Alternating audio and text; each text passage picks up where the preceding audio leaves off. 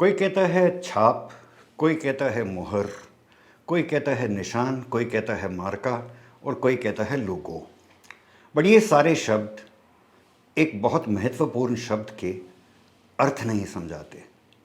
नमस्कार, मैं हूं मनोज बेरी और जिस शब्द के बारे में आज हम संवाद करेंगे वो ये कड़ी क्या पूरी श्रृंखला इसी शब्द के बारे में है और वो शब्द है ब्रांड।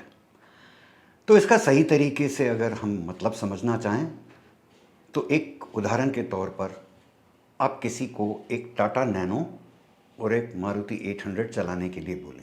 बेशक उसके ऊपर से हर तरीके का चिन्ह, बैज, लोगो हटा दीजिए। चलाने के बाद उनसे पूछिए उनको कौन सी गाड़ी पसंद आई।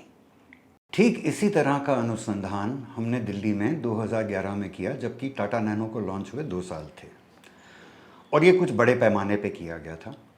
और जो जवाब आए वो यूँ थे, 100% जिन लोगों को ये गाड़ियाँ चलाने के लिए दी गई थी उन्होंने ये कहा कि हम मारुति पसंद करते हैं। जब उनको इशारा किया इन दोनों गाड़ियों के दाम के अंतर में, जबकि नैनो 1.25 लाख रुपए की थी और मारुति 800 लगभग 2.5 लाख रुपये, मतलब दुगने दाम की थी। तो इसमें फिर जिन लोगों के अंदर हमने रिसर्च करी उन्होंने कहा, उपभोक्ताओं ने, कि या तो हम तब तक इंतज़ार करेंगे जब तक हमारे पास 2.5 लाख रुपए नहीं हैं, और जो बाकी थे उन्होंने कहा कि पुरानी मारुति 800 अब आराम से 1 लाख या 1.25 लाख रुपए में मिल जाती है, तो हम पुरानी मारुति लेना पसंद करेंगे।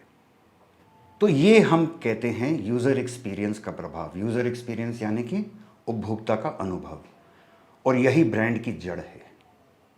जब भी हमें किसी ब्रांड की मार्केट परफॉर्मेंस को इम्प्रूव करने के लिए नियुक्त किया जाता है, इसी तरह की रिसर्च हमारे लिए स्टेप 1 होती है और इसे कहते हैं ब्लाइंड टेस्ट। ब्लाइंड क्यों? चिन्ह, बैज, लोगो, ब्रांड का नाम हटाने से, क्योंकि उपभोक्ता के मन के अंदर उसी के साथ जुड़ी हुई पुरानी कोई यादें उसके मन में ना आए। उपभोक्ता फिर केवल यूज़र एक्सपीरियंस पे केंद्रित रहेगा। जी हाँ, ब्रांड का नाम, उसका लोगो, चिन्ह इत्यादि केवल उपाय होते हैं उससे जुड़ी हुई यादों को जागृत करने में, और यही यादों को कहते हैं ब्रांड। और इसका महत्व इतना क्यों है? यूँ समझिए कि मैन्युफैक्चरर अपना लोगो, बैज, छाप आदि प्रोडक्ट पे लगाता है और प्रोडक्ट का यूज़र एक्सपीरियंस छाप लगाता है सीधा कस्टमर के दिमाग पर, खासकर दिमाग में वहाँ जहाँ उसकी यादें केंद्रित होती हैं। तो यूँ कहिए कि एडवर्टाइजिंग, लोगो इत्यादि जैसे कि 100 सोनार की, और यूज़र एक्सपीरियंस की छाप जैसे एक लोहार की।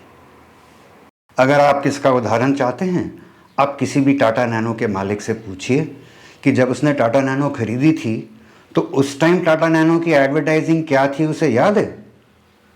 सन 1983 से मारुति पहले प्रोडक्ट से लेकर अब तक उसके यूज़र एक्सपीरियंस के द्वारा लोहार की छाप मारता रहा है लगातार, और 2000 से उसके साथ हुंडई भी जुड़ गया। इन दोनों ने मिलकर ऐसी लोहार की छाप मारी है कि अब उपभोक्ता के मन के अंदर छोटी गाड़ी के प्रति ये एक तरीके से न्यूनतम, मिनिमम स्टैंडर्ड बन गया है। मतलब कि छोटी गाड़ी हो तो ऐसी, और दूसरा मूल्य के साथ बात करें तो अगर ये मिनिमम स्टैंडर्ड हो गया है तो अगर आपका प्रोडक्ट इसके बराबर की लोहार वाली छाप नहीं मार सकता तो फिर वो किसी भी दाम में उपभोक्ता उसको लेने को तैयार नहीं होगा। 2019 या 20 के अंदर जब मैंने आखिरी बनी हुई टाटा नैनो चलाई, बहुत ही बढ़िया थी, बट जो बाकी 2 लोहार बैठे थे, यानी कि श्री हुंडई और श्री मारुति, इन्होंने तो लगातार 9 साल में एक के बाद प्रोडक्ट नया नया लाते रहे और उनके यूज़र एक्सपीरियंस की लोहार वाली छाप और भी आगे बढ़ गई थी। और तो और नैनो का यूज़र एक्सपीरियंस बढ़ाने में इतना खर्चा लगा कि उसका दाम भी बढ़ गया, और 3.5 लाख रुपए पर बात घूम फिर के वहीं आ गई, क्योंकि उसी दाम के ऊपर जो हुंडई और मारुति से गाड़ियां मिल रही थीं वो और भी अच्छी थी। जैसे कि कहें कि देर भी आए और दुरुस्त भी नहीं आए। नैनो के बाद आने वाले क्या टाटा के नए प्रोडक्ट का यूएक्स नैनो की यादों को मिटा सकेंगे?